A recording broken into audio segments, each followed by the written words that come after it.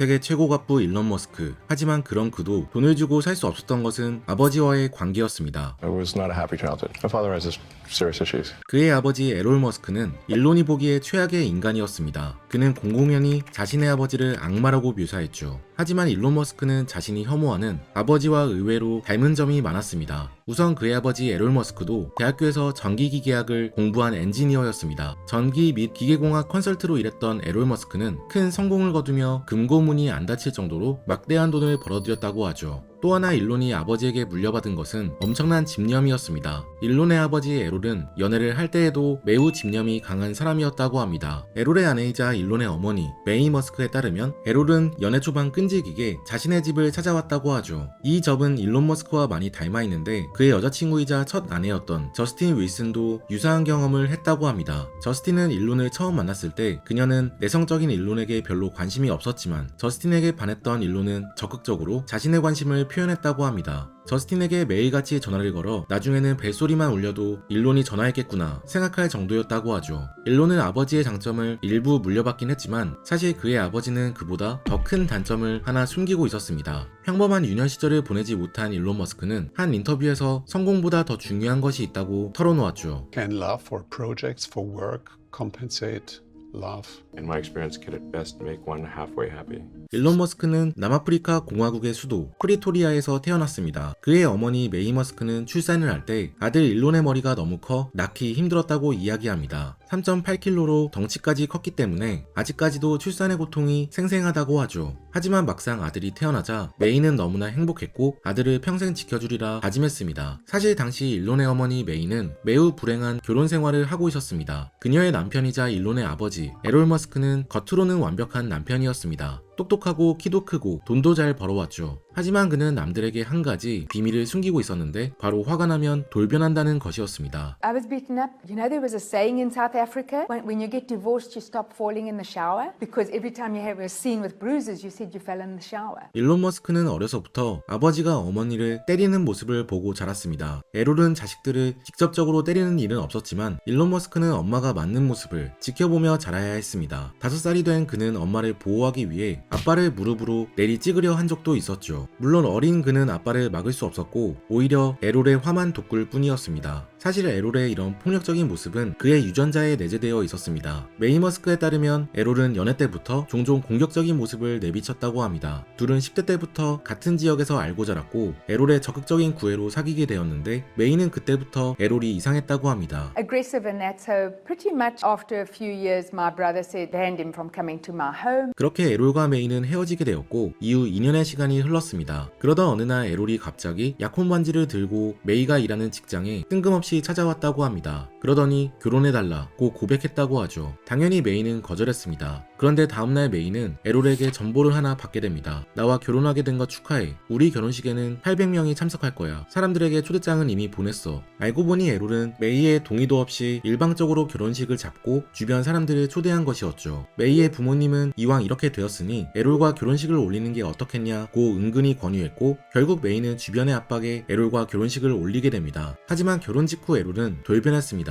그는 아내 메이가 못생겼다, 멍청하다며 무시하고 비웃었죠. 하지만 사실 메이는 못생기지도 멍청하지도 않았습니다. 그녀는 1969년 미스 남아프리카 공화국 결선에 진출할 정도로 외모가 출중했고 남아프리카에서 가장 큰 대학교 프리토리아 대학교에서 영양학 학사를 전공한 수재였습니다. 하지만 에롤은 끊임없이 메이가 부족하다고 가스라이팅했습니다. 그래야지만 아내를 다루기 쉬워진다고 생각해서였죠. 메이는 끔찍한 결혼 생활을 자식들을 생각하며 버텼습니다. 특히 장남이었던 일론 머스크는 메이의 자랑이었습니다. I would say from the age of 3, I thought he was a genius. 동생 킴벌도 형은 어릴 때부터 똑똑했다며 일론이 체스를 둘 때면 다른 사람들보다 몇 수 앞을 볼 줄 알았다고 합니다. 어릴 때부터 똑똑했던 일론 머스크는 다른 아이들보다 빨리 학교 생활을 시작했습니다. 하지만 학교에서도 그는 외톨이였습니다. 몸집이 자그마했고 사회적 상호작용에 서툴렀던 그는 종종 다른 아이들에게 타겟이 되어 괴롭힘을 당했죠. 그런 일론의 모습에 아버지 에롤은 분노했습니다. 아버지 에롤은 아들 일론이 맞고 돌아오면 학교와 가해자들에게 연락을 취해 조치를 요구하거나 아들 일론을 위로한 것이 아니라 오히려 그의 잘못이라며 화를 냈다고 합니다. 한 번은 그가 심하게 맞아 병원에 4일간 입원하고 겨우 회복을 해 집으로 돌아왔는데 그때도 일론의 아버지 에롤은 아픈 아들을 세워두고 2시간 동안 혼을 냈다고 합니다. 그를 실패자라고 부르며 그러니까 너가 맞고 다니는 것이라 아들을 혼냈다고 하죠. 마음에 큰 상처를 받은 일론 머스크는 이때부터 가족에게도 마음의 문을 닫게 됩니다. 이후 그는 상처나 아픔이 있어도 사람들에게 절대 공유하지 않았고 자기 혼자만 간직하는 습관을 갖게 되죠. 하지만 막상 부모님이 이혼했을 때 의외로 일론 머스크는 아버지를 따라갔습니다. 남동생 킴벌과 여동생 토스카는 어머니를 따라가고 싶어 했기 때문에 3남매는 찢어지게 되죠. 왜 엄마가 아닌 아빠를 따라갔냐는 질문에 메이 머스크는 남편에게 백과사전이 있었기 때문이었던 것 같다고 답했습니다. 메이는 원래 모델 일을 했었지만 남편 에롤과 결혼하며 커리어가 끊겼기 때문에 경제적 여유가 전혀 없었습니다. 메이는 2 자식들과 원룸에서 거주하며 외식이나 문화생활은 꿈도 꾸지 못하고 빈곤한 생활을 하게 되죠. 하지만 장남 일론은 부유한 아버지 밑에서 넓은 집, 비싼 옷, 그리고 백과사전과 컴퓨터 등 기술에 접근할 수 있는 기회를 갖게 됩니다. 물론 당시 어린 일론이 아빠를 따라가기로 한 건 돈과는 상관없는 결정이었습니다. 오히려 그는 장남이라는 책임감 때문에 아빠를 따라갔다고 합니다. 그의 할머니는 자식들이 모두 엄마를 따라가면 아들 에롤이 혼자 남게 된다고 한탄했고 일론에게 아빠가 외롭고 슬프면 좋겠어? 물었다고 합니다. 결국 일론은 죄책감 때문에 아빠와 같이 살게 되죠. 하지만 이는 최악의 결정이었고 이 시기에 일론은 끔찍한 유년 시절을 보내게 됩니다. 자신을 지켜주는 어머니도 없었기 때문에 아빠와의 관계는 더욱 악화되었죠. 어린 일론을 위로해준 것은 책이었습니다. 그는 소설 속 영웅들에 대해 읽으며 세계를 구하는 꿈을 꾸었다고 합니다. 한편 그는 아버지와 진실된 소통을 위해 모든 것들을 다 시도해보았다고 합니다. 위협도 해보고 지적인 대화도 나눠보고 감정적인 대화도 나눠봤지만 아무리 이야기를 해도 아버지와는 대화가 통하지 않았다고 합니다. 결국 둘은 한 집에 살면서도 남남처럼 서로를 대했고 일론 머스크는 17살이 되었을 때 집을 나가버렸습니다. 이후 일론 머스크는 어머니가 살던 캐나다로 넘어가 사촌집을 전전하며 살았고 그 후 아버지와의 연락은 끊어지게 되죠. 캐나다에서 퀸스 대학교를 다니던 일론은 2년 후 미국 펜실베니아 대학교에 편입하였고 대학교를 졸업한 뒤에는 동생과 함께 집2라는 회사를 설립했습니다. 이 회사는 일론 머스크가 최초로 설립한 회사로 그가 어떤 리더였는지 알아보는 데 아주 중요한 단서를 제공하는데요. 머스크 형제들은 사업 초창기에 돈이 너무 없었기 때문에 사무실 소파에서 잠을 자고 YMCA가 세운 스포츠 센터에서 샤워를 해야 했다고 합니다. 하지만 투자를 받으며 상황이 나아지게 되었고 직원들도 여럿 고용할 수 있게 되죠. 사실 이때까지만 해도 일론 머스크는 사업가라기보다는 혼자 일하는 엔지니어에 가까웠다고 합니다. 스스로는 자신감에 가득 차 있었지만 가끔은 이런 그의 열정적인 태도가 오히려 독이 될 때도 있었다고 하죠. 한 번은 신규 사업 회의에서 임원이 반대 의견을 내자 일론은 나는 너가 어떤 생각을 하든 X도 신경 안 써 라고 내뱉기도 했다고 합니다. 일론의 머릿속에는 노라는 단어는 없었고 긍정적인 생각으로 가득 차 있었기 때문에 다른 직원들도 그렇기를 바랐던 것이죠. 하지만 점차 그는 다른 사람들과 일하면서 모두가 자신과 같지는 않다는 것을 깨닫게 되었다고 합니다. 이 경험을 통해 그는 사업가로 한 단계 성장하게 되죠. 경제적으로 여유로워진 일론 머스크는 당시 사귀던 여자친구 저스틴과 결혼식도 올렸습니다. 하지만 일론 머스크의 첫 결혼 생활은 아버지 에롤의 결혼 생활과 닮아 있었습니다. 아버지가 엄마에게 끊임없이 잔소리했던 것처럼 일론 머스크 또한 아내 저스틴에게 마음에 들지 않는 부분이 있으면 모두 지적했던 것이죠. 한 번은 저스틴이 일론의 잔소리에 지쳐 나는 너의 직원이 아니야 외쳤다고 합니다. 단점을 고쳐야 하는 직원이 아니라 단점도 품어줄 수 있는 아내로 바라봐주기를 원했던 것이죠. 그러자 일론은 감정 없이 답했습니다. 너가 내 직원이었으면 바로 해고였어. 이 당시 일론은 회사를 운영하느라 매우 바빴고 당연히 둘은 신혼여행도 가지 못했다고 합니다. 결혼한 지 12개월이 지나서야 겨우 짬을 내 2주 동안 여행을 다녀올 수 있었는데 오랜만에 쉰 일론은 오히려 병에 걸려버렸습니다. 그때 이후로 일론은 휴가를 가면 죽을 수도 있다는 이상한 신념을 가지게 되었다고 하죠. 그 후 일론 머스크는 계속해서 원대한 꿈을 꾸었습니다. 우주 산업을 위한 스페이스 X 기업을 설립하고 펠컨 1이라는 로켓을 발사했죠. 그는 실패를 두려워하지 않았다고 합니다. He was prepared to sacrifice everything, his entire fortune,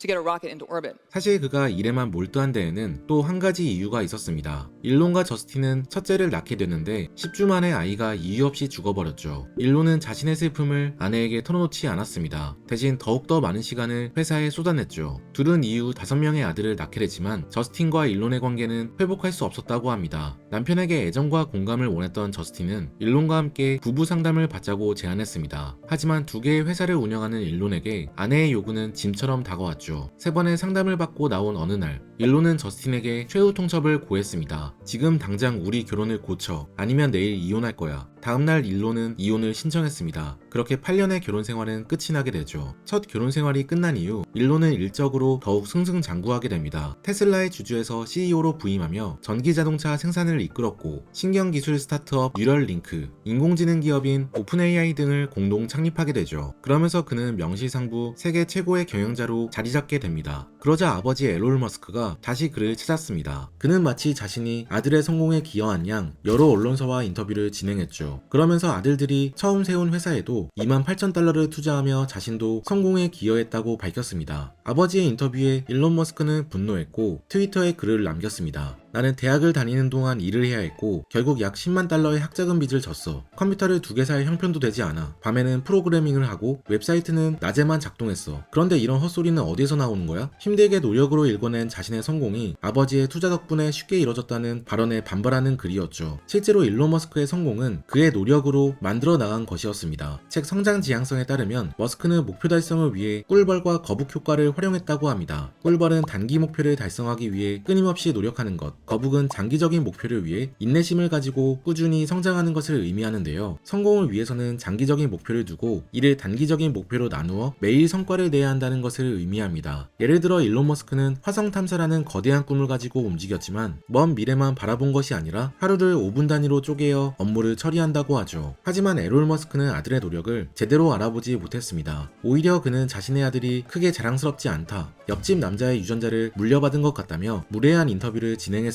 Did he get the genius side from you, or was it mum? I don't know. I think maybe it was that chap who used to visit us. You're not proud? No, it's not as though we suddenly started doing something. 계속되는 아버지의 과장과 거짓말에 일론 머스크는 자신의 자서전을 쓰는 작가에게 아버지를 믿지 말라 일렀습니다. 하지만 얼마 뒤 아버지 앨런 머스크는 또 한 번 큰 논란을 몰고 오게 됩니다. 바로 자신의 딸과 아이를 낳은 것이죠. 45세의 에롤이 4살 자나를 처음 만나게 된 건 당시 사귀던 25세의 여자친구 하이데를 통해서였습니다. 하이데는 지금껏 에롤이 살면서 만난 여성 중 가장 아름다운 얼굴을 가진 여성으로 둘은 만난 지 얼마 안 되어 결혼식을 올리게 되죠. 자나는 하이데의 딸이었습니다. 앨런 머스크는 자나의 첫인상이 매우 사랑스러운 소녀였다고 하죠. 비록 피는 섞이지 않았지만 가족이 된 이들은 함께 에롤의 집에서 생활했습니다. 화면에 보이는 사진처럼 다 큰 일론 머스크가 새 동생 자나를 챙겨주기도 했죠. 하지만 에롤과 하이데는 12년의 결혼 생활 끝에 이혼하게 됩니다. 그 후 에롤과 자나는 한동안 보지 못하게 되죠. 그러다 어느 날 의붓 딸이었던 자나가 먼저 에롤에게 전화를 걸었습니다. 8살짜리 아들을 혼자 기르던 자나는 경제적인 도움이 필요해 염치불구하고 예전 아빠였던 에롤에게 연락을 한 것이었죠. 그는 도와주겠다며 자나를 자신의 집으로 불렀습니다. 이후 둘은 친구가 되었고 연인으로 발전하게 되었죠. 에롤은 이 관계에서 이상할 것이 전혀 없다고 합니다. Yeah, it's completely normal. 이후 둘은 동거를 시작했고 1년 반 만에 아들 루시를 낳게 됩니다. 하지만 얼마 뒤 에롤은 자나에게 이별을 고했습니다. 이유는 나이 차이가 너무 많이 난다는 것이었죠. 한편 80살이 된 에롤은 아직도 목마르다고 이야기합니다. 자식을 더 가질 수 있다면 더 갖고 싶어요. 더 낳지 않을 이유가 없어요. 라 밝혔죠. 일론 머스크는 아버지와의 관계를 아예 돌려냈습니다. 그의 전기를 쓴 작가 월터 아이작슨에 따르면 일론 머스크는 아버지 앨런 머스크와 그 어떤 연락도 하지 않는다고 합니다. 가끔씩 어머니와 친형제들을 만나 시간을 보내는 것과는 대조적이죠. 세계 최대 갑부가 된 일론 머스크는 아직도 원대한 꿈을 꾸고 있습니다. 로봇 양산, 우주산업 등을 꿈꾸며 앞으로 나아가고 있죠. Are you sincerely trying to save the world? Well, I'm trying to do good things. 책 성장 지향성에 따르면 동기부여는 성공에 필수적이지만 종종 사라져버리고 만다고 합니다. 이를 장기적으로 유지하기 위해서는 행동 프로세스를 세워야 하는데 우선 자신의 현재 상태를 분석하고 이에 따른 목표를 우선순위에 맞춰 설정한 뒤 이를 수행해 나가야 한다고 합니다. 이후 결과값을 측정한 뒤 재정비하고 다시 나아갈 수 있어야 한다고 하죠. 오늘 소개해드린 책 성장 지향성은 일론 머스크, 스티브 잡스, 마이클 조던 등 각 분야에서 성공한 사람들의 성공 비결을 자세히 분석하는 책입니다. 특히 이 책을 쓴 작가 존 마이스는 본인 스스로도 50대 기업의 임원으로 성공 궤도를 걸었던 만큼 성공을 위해 필요한 것들이 무엇인지 정확히 파악하여 저술하고 있습니다. 매일 쳇바퀴처럼 굴러가는 삶을 변화시키고 싶다면, 올해에는 꼭 삶을 성공적으로 바꾸고 싶다면 성공한 사람들이 지키는 원칙이 담긴 책 성장 지향성을 꼭 읽어보시기를 바랄게요. 자세한 책의 내용은 더보기란과 고정 댓글에 링크 참고 부탁드립니다. 지금까지 책트포킹이었습니다. 오늘 함께 읽은 책 성장 지향성, 저자 존 마이스. I know that I'm well away from being a perfect guy.